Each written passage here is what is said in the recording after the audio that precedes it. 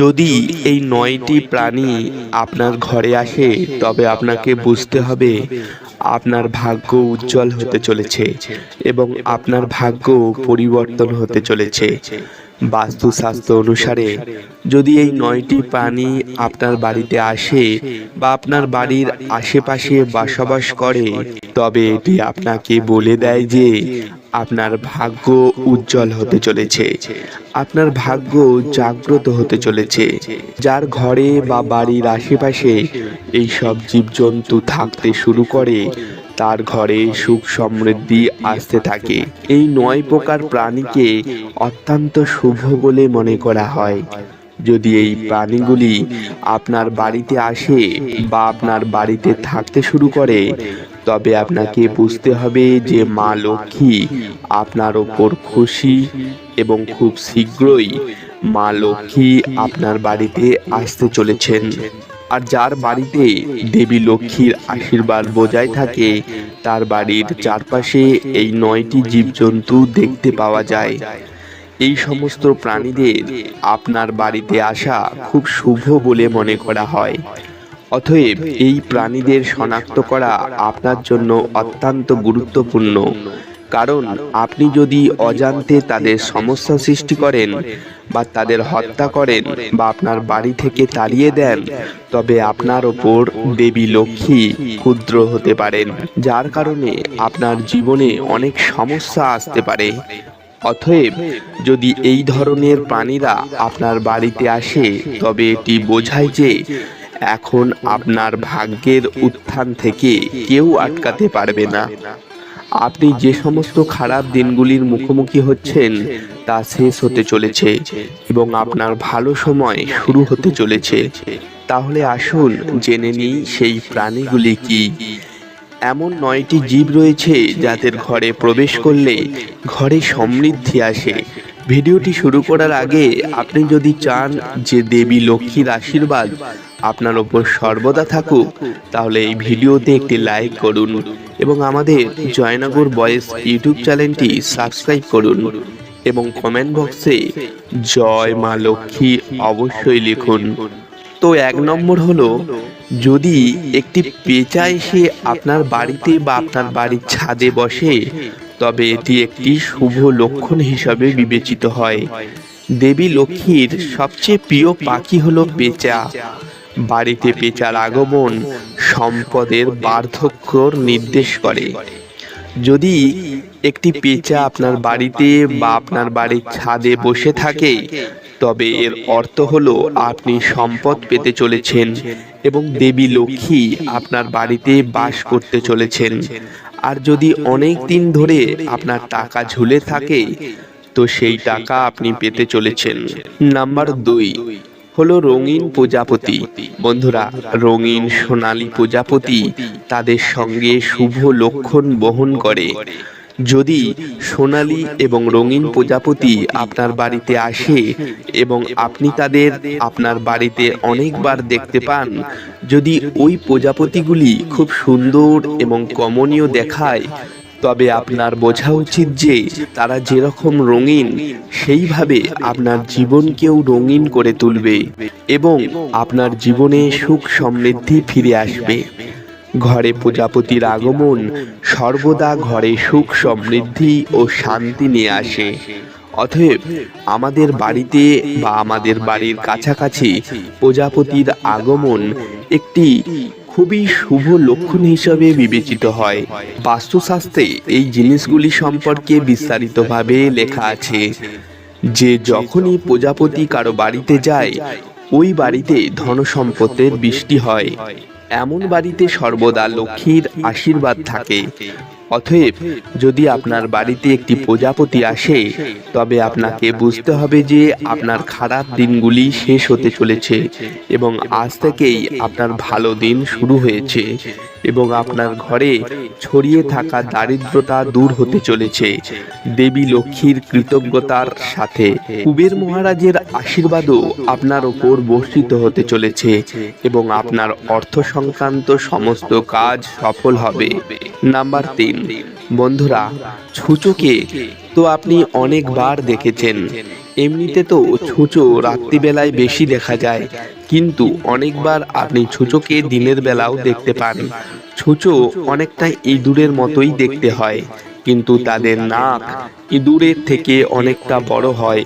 যদি দেখেন ছুঁচো আপনার ঘরে প্রবেশ করছে, আর এটা যদি আপনি প্রায়ই দেখেন, তো আপনাকে বুঝতে হবে দুনিয়ার এমন কোনো শক্তি নেই যে আপনার ভাগ্য বদলাতে বাধা হতে পারে।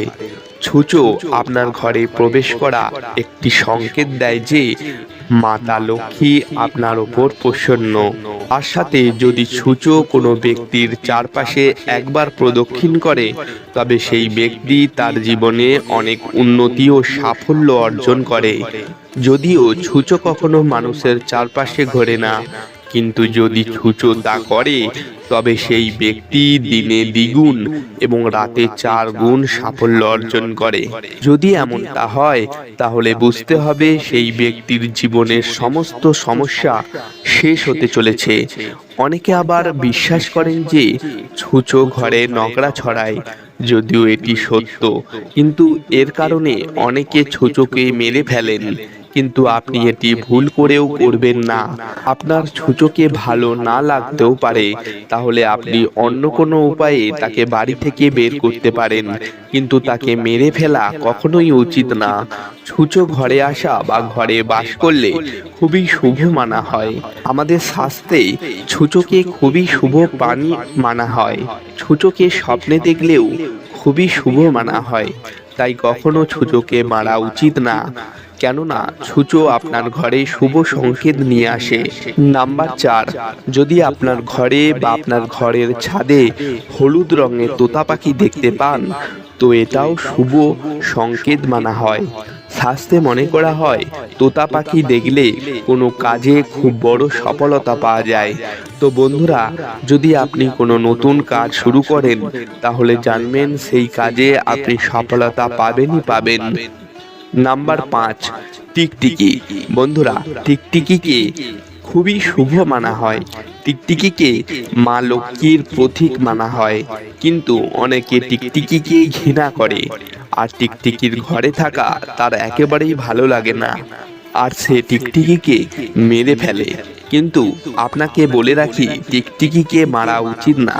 টিকটিকি ঘর থেকে বার করা কোনো ব্যাপারই না, কিন্তু যদি আপনার ঘরের দেওয়ালে একসঙ্গে অনেক টিকটিকি দেখতে পান, তাহলে সেটিকে মাতা লক্ষ্মীর আগমনের সংকেত মানা হয়।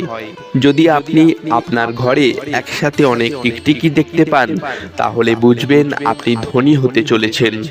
বিষ্ণু পুরাণ অনুযায়ী যদি আপনি পূজা করেন আর সেই সময় যদি আপনার আশেপাশে কোনো টিকটিকি দেখতে পান, তাহলে সেটি আপনার ভাগ্য পরিবর্তন হওয়ার সংকেত মানা হয়। এই অবস্থায় আপনার ঘরে খুবই তাড়াতাড়ি মাতা লক্ষ্মীর আগমন হতে চলেছে। এটাকে খুবই বড় শুভ সংকেত মানা হয়।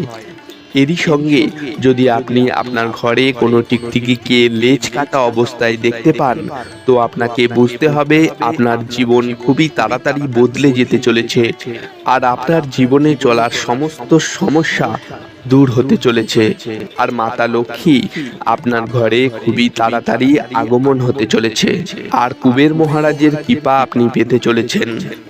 নাম্বার 6, পিঁপড়ে। বন্ধুরা, পিঁপড়ে খুবই শুভ সংকেত নিয়ে আসে। শাস্ত্র অনুযায়ী যদি আপনার ঘরে পিঁপড়ে পূর্ব দিকে তার মুখে খাবার নিয়ে যায়, তো এটাকে খুবই শুভ সংকেত মানা হয়। এই সংকেত বোঝায় যে আপনার ভাগ্য খুবই তাড়াতাড়ি বদলে যেতে চলেছে, আর আপনার দুঃখের দিন দূর হতে চলেছে, আর আপনার জীবনের সুখ সমৃদ্ধি ও খুশি আসতে চলেছে। যদি আপনার ঘরে কারো সঙ্গে বিবাদ থাকে, তাহলে সেটিও খুবই তাড়াতাড়ি দূর হতে চলেছে। আর যদি আপনি দেখেন পিঁপড়ের ঝাঁক লাইন দিয়ে আপনার মুখ্য দুয়ার থেকে আপনার গৃহে প্রবেশ করে, তাহলে বুঝবেন সাক্ষাৎ মাতা লক্ষ্মী আপনার ঘরে প্রবেশ করছে, আর খুব তাড়াতাড়ি আপনি অর্থ লাভ করতে চলেছেন। তাই খেয়াল রাখবেন যে পিঁপড়ে আপনার বা আপনার পরিবারের কারো পায়ের তলায় না আসে। তাই আপনার ঘরের আশেপাশে আটার সাথে চিনি মিশিয়ে রাখতে হবে, যার ফলে আপনার পূর্ণ লাভ হবে আর মাতা লক্ষ্মী ও আপনার ওপর প্রসন্ন হবেন। আর যদি আপনার ঘরের কোণে পিঁপড়েরা বাসা বেঁধে নেয়, তাহলে সেই স্থানে কখনোই জল ছেটানো উচিত না। পিঁপড়েদের আপনার ঘর থেকে চলে যাওয়া খুবই অশুভ মানা হয়। নাম্বার 7, ইঁদুর আপনার ঘরে দুঃখ ও দরিদ্রতা নিয়ে আসে, তাই কখনো আপনার ঘরে ইঁদুরকে থাকতে দেবেন না। যদি আপনার ঘরে কোথাও ইঁদুর দেখতে পান, তাহলে বুঝবেন আপনার ঘরে দরিদ্রতা ও অশুভ শক্তি বিরাজমান। এমন অবস্থায় ইঁদুরকে খুবই তাড়াতাড়ি আপনার ঘর থেকে বার করে দেওয়া উচিত। কিন্তু আপনার ইঁদুরকে মারা কখনোই উচিত না, কেননা ইঁদুরকে গণেশজির বাহন মানা হয়। যদি আপনি ইঁদুরকে মারেন, তাহলে আপনাকে পাপ লাগতে পারে। তাই ইঁদুরকে কখনোই মারা উচিত নয়, আর বাড়িতেও থাকতে দেওয়া উচিত নয়। শাস্ত্রে বলা হয়, যে ঘরে ইঁদুর থাকে সেই ঘরে দারিদ্রতা আসতে বেশি দেরি লাগে না। নাম্বার 8, নীলকণ্ঠ পাখি। নীলকণ্ঠ পাখিকে মাতা লক্ষ্মীর সবচেয়ে প্রিয় পাখি মানা হয়। তাই নীলকণ্ঠ পাখি যদি আপনার ঘরের আশেপাশে বা আপনার ঘরে বাসা বাঁধে, তো এটিকে খুবই শুভ সংকেত মানা হয়। যদি আপনি নীলকণ্ঠ পাখি দেখতে পান, তাহলে এর মানে হচ্ছে আপনার ব্যবসা বাণিজ্যে খুবই উন্নতি হতে চলেছে। বন্ধুরা, আমার ভিডিওর উদ্দেশ্য হলো আপনাদের ভালো কিছু পরামর্শ দেওয়া। আমি বলছি না যে আপনারা জ্যোতিষশাস্ত্রে বিশ্বাস করেন, এটি আপনাদের নিজেদের ব্যাপার। তো বন্ধুরা, আজকের এই ভিডিওটি আপনাদের কেমন লাগলো অবশ্যই কমেন্ট করে জানাবেন। আর যদি আমাদের এই ভিডিওটি ভালো লাগে, তো ভিডিওতে একটি লাইক করুন আর কমেন্ট বক্সে জয় মা লক্ষ্মী অবশ্যই লিখুন। আর আপনি যদি চান মাতা লক্ষ্মীর আশীর্বাদ সর্বদা আপনার ওপর থাকুক, তাহলে আমাদের জয়নাগর বয়েস চ্যানেলটি সাবস্ক্রাইব করুন। আজকের মতো এই পর্যন্তই। দেখা হবে পরের ভিডিওতে নতুন কোনো বিষয় নিয়ে। ধন্যবাদ।